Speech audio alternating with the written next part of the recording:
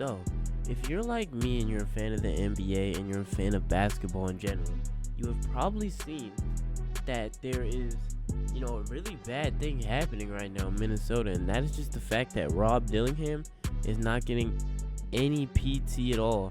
And, it's just a really sad situation in Minnesota right now, because when you look at that draft class, man, with Reed, Shepard, all those guys, it really seemed like Rob Dillingham, in my opinion, when I looked at that draft, was the most talented. And it sucks because I really don't understand what the Spurs would draft him if they were just going to trade him away. Because if the Spurs had those plans, like, in general, they should have never just, honestly, they should have never just traded him. And the fact that the Wolves accepted the trade, too, like they were going to, like, play him or something and don't play him at all, is just some evil stuff. And I especially just don't understand with Rob Dillingham is, well, all these small guards are so sad. It's like I swear, every year of the draft class, we always have these small guards who get hyped up, and then their first season, they don't get playing time, and then they have to fight their way from the G League, and it's like they never had a chance in the first place. So I think it's really sad what's happening to Rob Dillingham, and, I think with him, I don't know why. Like, he's not going to get any playing time on the Wolves, because if you look at, like, someone who has a similar play style, Darius Garland, I mean, everyone knows this, like, everyone says this, but Darius Garland was the worst player in the NBA. Like, the worst player in the NBA. And now Darius Garland is literally, Darius Garland now is, like, on a 12-0 Cavs team. And yeah, there's been some bumps and bruises, but the reason the Cavs could trust Darius Garland is because they could learn through his mistakes, because back when he was a rookie, they weren't a contending team.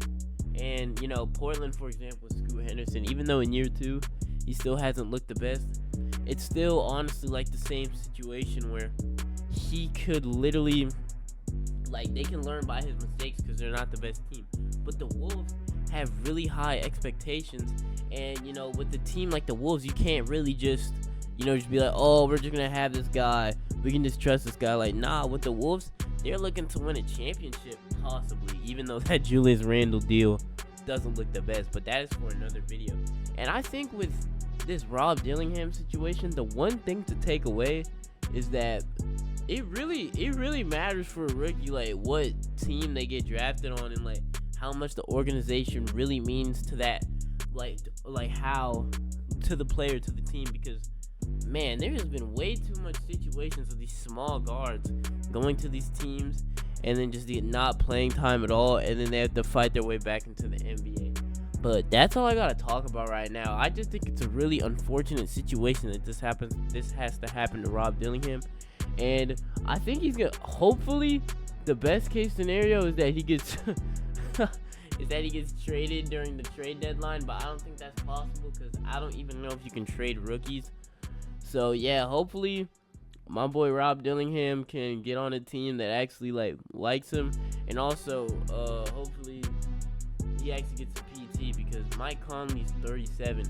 There's no way he can't just play like a little bit of, Rob Dillingham can't play like a little bit, because I'm telling you, man, that stuff kills the player. Not being able to play, it literally kills the player, kills their mentality, kills their mental. Watch, when he finally gets a chance to play, he's not going to be good mentally. But yeah, that's all I got to say. Goodbye.